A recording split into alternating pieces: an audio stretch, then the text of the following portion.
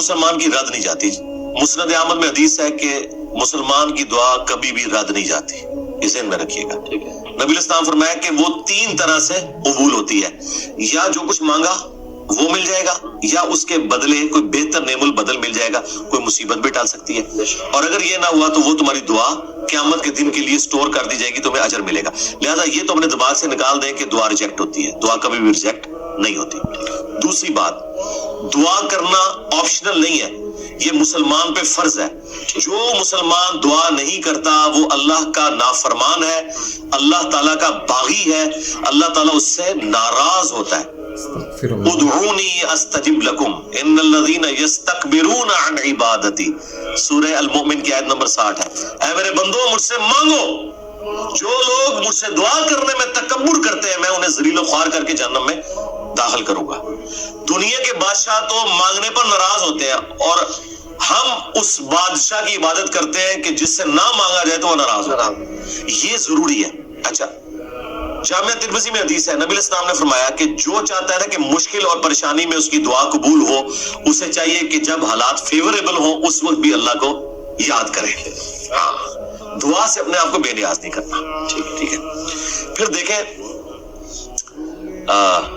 سورہ البقرہ کی 186 آیت مشہور، وَإِذَا سَأَلَكَ عِبَادِي عَنِّي فَإِنِّي قَرِيبٌ أُجِيبُ الدَّعْوَةَ الدَّاعِ إِذَا دَعَانِ. اے نبی صلی اللہ علیہ وآلہ وسلم، جب میرے بندے آپ سے میرے بارے میں پوچھیں تو آپ فرمائیں میں تمہارے بالکل قریب ہوں، ہر پکارنے والے کی پکار کو سنتا ہوں، لیکن فَلْيَسْتَجِيبُوا لِي، ان کو بھی تو چاہیے کہ میرا حکم مانے، وَلْيُؤْمِنُوا بِي، اور مجھ پر ایمان لائیں، لَعَلَّهُمْ يَرْشُدُونَ، تاکہ یہ کامیاب ہو سکے. تو یہ ون وے ٹریفک نہیں میرے بھائی، یہ دونوں طرف سے. اس طرح نہیں ہوگا کہ آپ نافرمانیوں کی زندگی گزاریں اور پھر آپ باغیوں والی زندگی گزاریں اور پھر دوستیاں بھی نمانے کی کوشش کریں. پھر دعا کا ایک پروٹوکول ہے. جامعہ ترمذی میں حدیث ہے، نبی الاسلام بیٹھے تھے، سیدنا ابوبکر سیدنا عمر بیٹھے تھے، ایک شخص آیا، اس نے نماز پڑھی اور ڈائریکٹ اللہ سے مانگنا شروع کر دیا. نبی الاسلام نے فرمایا سائل نے جلدی کی.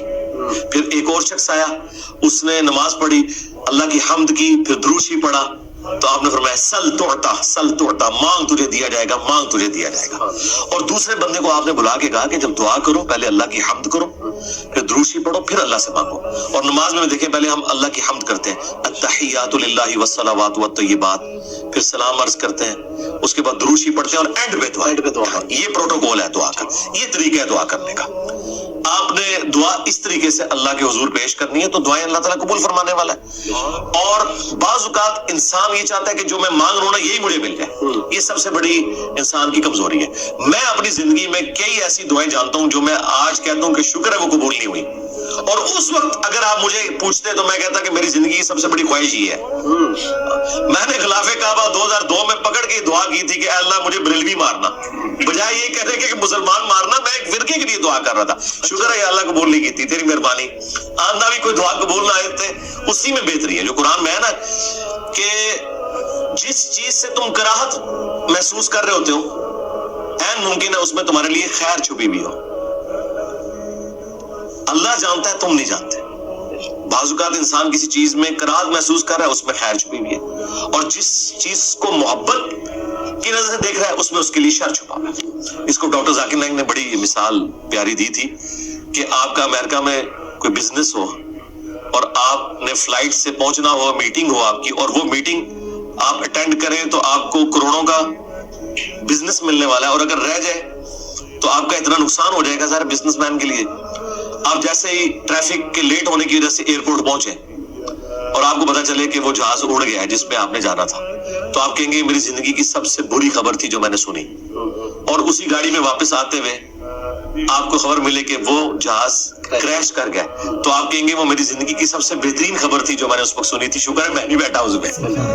ایک ہی خبر تھوڑی دیر پہلے زندگی کی بدترین خبر تھی اور اگلے لمحے وہ سب سے اچھی. اچھا، اس چیز کو اللہ نے قرآن میں حضرت موسیٰ اور خضر کے واقعے میں سمجھایا ہے، جس میں وہ ایک بچے کی گردن مروڑ دیتے ہیں. وہ یہ نہیں ہے کہ یہاں کو پیر بچوں کی گردنیں مروڑیں گے، وہ فرشتہ تھا، وہ حضرت اسرائیل والا کام کر رہا تھا، اس کو اللہ تعالیٰ نے اتنی عمر بچے کو دینی تھی. لیکن اس کے جواب میں انہوں نے کیا کہا کہ تمہارے رب نے ارادہ کیا کہ اس سے بہتر اولاد انہیں دے، کیونکہ اس اولاد نے ذلیل کروانا تھا ماں باپ کو. تو مسئلہ تقدیر سمجھایا گیا نا کہ اگر کوئی تکلیف پہنچتی ہے تو آپ کو نہیں پتا. اور واصف علی واصف صاحب کہتے ہیں میں ایک دفعہ داتا دربار بیٹھا ہوا تھا, ایک بندہ دعا کر رہا تھا یا اللہ جو 25 سال پہلے میں نے دعا مانگی تھی وہ واپس لے لے, یہی وہ ریپیٹ کر رہا تھا. تو میں نے اسے بعد میں پوچھا کہ یہ آپ کیا بات کر رہے ہیں؟ تو کہنے لگا میری بیٹی ہی تھی, ساری اچھی نکلی ہیں, لیکن میری تسلی نہیں ہوتی تھی. 25 سال پہلے میں نے ایک بیٹا مانگا رو رو کے, کتنی منتوں سے مرادوں سے, اور وہ چرس اور ہیروئن کے نشے میں پڑ گیا تو اس گھر کا سارا سامان اس نے بیچ دیا. تو بڑا بہتر کیا تھا اللہ نے جو مجھے بیٹا نہیں دیا ہوا تھا, تو یا اللہ وہ دعا واپس لے لے. ٹھیک ہے, اس لیے آپ نے اپنے معاملات کو ذرا دیکھ کے بھی چلنا ہوتا ہے, لیکن دعا ضرور مانگیں. اللہ تعالیٰ کے بارے میں پیسیمسٹک نہ ہو, آپٹیمسٹک. نبی اسلام کی حدیث ہے بخاری مسلم میں کہ کبھی یوں بھی دعا نہیں کرنی کہ اگر یا اللہ تو چاہے, اگر وگر نہیں, پورے پیشن سے مانگے, صحیح دعا مانگے. اور مسلم شریف میں حدیث ہے نبی اسلام کہ ایک صحابی اتنے بیمار ہوئے کہ وہ ہڈیوں کا پنجر بن گئے. نبی اسلام ان کی عادت کرنے کے, آپ نے کہا کہ تو اللہ سے کیا مانگتا ہے یہ جو تیری حالت ہوئی ہوئی ہے؟ تو نے کہا یا رسول اللہ میں اللہ سے ایک ہی دعا مانگتا ہوں کہ اے اللہ جو تو نے مجھے آخرت میں عذاب دینا ہے نا دنیا میں ہی دے لے. نبی اسلام نے کہا سبحان اللہ, اللہ پاک ہے, یہ تو نے کیا عقیدہ بنایا ہوا ہے. یعنی حضور جب حیران ہوتے تھے نا تو یعنی غلطیوں سے پاک تو اللہ ہی ہے, یہ کہتے تھے. وہ یہ تیرے اندر سخت ہے کہ تو دنیا میں بھی اللہ کا عذاب برداشت کر سکے, اور تجھے تو چاہیے تھا تو کہتا اللہم ربنا آتنا فی الدنیا حسنہ وفی الآخرۃ حسنۃ وقنا عذاب النار. اے اللہ مجھے دنیا میں بھی بھلائیاں عطا فرما, آخرت میں بھی بھلائیاں عطا فرما, اور آخرت کی سب سے بڑی بھلائی مجھے دے وقنا عذاب النار, جہنم کی آگ سے بچا لے. تو نبی الاسلام نے کہا یہ پڑھ. اس نے پڑھنا شروع کیا. صحابہ کرام کہتے ہیں کچھ دنوں بعد وہ ایسے ہو گیا جیسے مردہ زندہ ہو جاتا ہے, بالکل ٹھیک ہو گیا. ٹھیک ہے, تو اندازہ کریں کہ بعض اوقات ہماری اپنی مس ہینڈلنگ ہوتی ہے. پھر نبی اسلام نے کچھ ہمیں راستہ بھی بتایا ہے. بخاری مسلم میں حدیث ہے جس کی خواہش ہو کہ اس کی عمر دراز ہو جائے اور اس کے رزق میں برکت ہو. یہی دو دعائیں ہیں جس کے پیچھے لوگ درباروں پہ بھی جاتے ہیں, ادھر ادھر ذلیل ہوتے ہیں کہ جی صحت والی زندگی ہو, لمبی ہو, ظاہر انسان کے اندر اللہ نے خواہش رکھی ہے, اور فراخی ہو.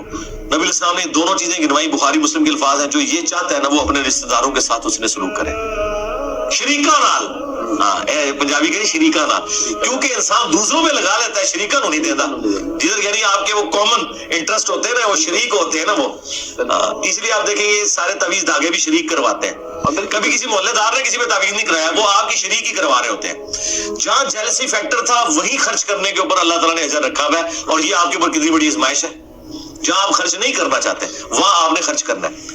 اب جو آپ نے وسیلہ اور توسل کی بات کی, وہ صحیح بخاری میں حدیث ہے 1010 نمبر حدیث 1010 کہ حضرت عمر فاروق رضی اللہ تعالیٰ کے دور میں جب قحط پڑ جاتا تو وہ دعا کرتے اللہم, اللہ تعالیٰ کو مخاطب کر کے کہ اے اللہ انا کننا نتوسل الیک بنبینا, پہلے ہم تیرے نبی سے دعائیں کروایا کرتے تھے, اب ان کی وفات کے بعد ان کے چچا کو لے کے آئے, ان کی دعا کی برکت سے بارش نازل فرما, اور وہ بارش نازل ہو جاتی. یہ حضرت عمر نے امت کو عقیدہ دیا ہے کہ توسل اور وسیلہ یہ نہیں ہے کہ کسی کے واسطے آپ نے ڈالنے اللہ کو, بلکہ یہ ہے کہ اس نیک بندے سے جا کے دعا کروانی ہے. بخاری مسلم میں ہے کہ بارش نہیں ہوتی تھی, صحابہ کرام نبی علیہ السلام سے دعا کرواتے تھے, دعا کی برکت سے بارش ہو جاتی تھی. اب قبر رسول پہ جا کے آپ نے نبی علیہ السلام سے کوئی نہیں مانگنا. ہاں وہ دعاؤں کی قبولیت کی جگہ ہے, وہاں کھڑے ہوں صراط السلام عرض کریں. 4 کتابوں میں موجود ہے, المصنف ابن ابی شیبہ میں, سنن کبری البیہقی میں, الموطا امام مالک میں, فضل الصلاۃ علی النبی کے اندر کہ صحابہ کرام اور خصوصاً ابن عمر کے بارے میں کہ مسجد نبوی میں وہ آتے, پہلے سفر پہ جاتے یا واپس آتے, پہلے مسجد نبوی میں 2 نفل پڑھتے اور قبر رسول پر آ کے عرض کرتے السلام علیک یا رسول اللہ, السلام علیک یا ابا بکر, السلام علیک یا عمر. ایک روایت میں السلام علیک یا ابا, میرے باپ آپ پر سلام ہو. تو یہ صحابہ کرام کا طریقہ تھا, قبر رسول پہ حاضر ہونا, وہاں کھڑے ہو کر اللہ سے دعا مانگنی ہے. آپ نے کسی یعنی بزرگ سے یا پیغمبر سے ڈائریکٹ نہیں مانگنی, اور نہ واسطے ڈالنے.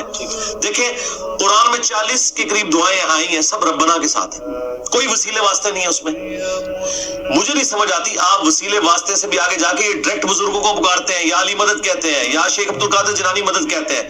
ان سے پوچھو کہ اللہ کے بندو کیا مولا علی علیہ السلام نے کسی کا واسطہ ڈال کے کبھی دعا کی ہے یا اسے پکارا ہے؟ شیعہ کی جو سب سے اتھینٹک کتاب ہے نا مولا علی کے خطبات نہج البلاغہ، اس میں ایک خطبہ موجود ہے، اپنے بیٹے کو انہوں نے کچھ نصیحتیں کی ہیں، اس میں انہوں نے کہا کہ حسن یاد رکھنا تم اس کی اولاد ہو جس نے عنقریب مر کے مٹی ہو جانا ہے، بقا صرف اللہ کی ذات کو ہے۔ حسن جب بھی تجھے مصیبت اور پریشانی ہو صرف اسی کو پکارنا، اور اے میرے بیٹے حسن یاد رکھنا اللہ کی بارگاہ وہ ہے جس میں اس نے اپنے لیے کوئی دربان بھی مقرر نہیں کیا، تم ڈائریکٹ اللہ سے مانگو۔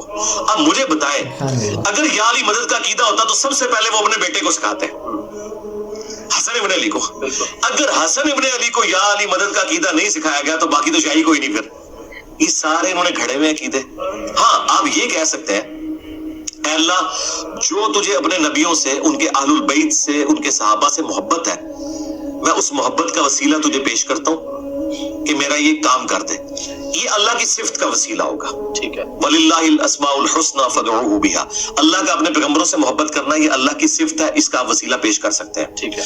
اس طرح نیک اعمال کا وسیلہ وَاسْتَعِينُوا بِالصَّبْرِ وَالصَّلَاةِ، نماز اور صبر کے ذریعے اللہ کی مدد چاہو، بالکل آپ وسیلہ پیش کریں۔ وہ 3 لوگ وہ غار میں پھنس گئے تھے، بخاری مسلم میں آتا ہے، انہوں نے اپنے عمل کا وسیلہ پیش کیا، یہ آپ کریں، بالکل کریں، اس میں تو کوئی شک والی بات نہیں۔ لیکن یہ جو واسطے ڈالنا فلانے کا صدقہ یہ کوئی ثابت نہیں میرے بھائی، اس طرح کی کوئی روایت اصول محدثین کے اوپر صحیح نہیں ہے جی۔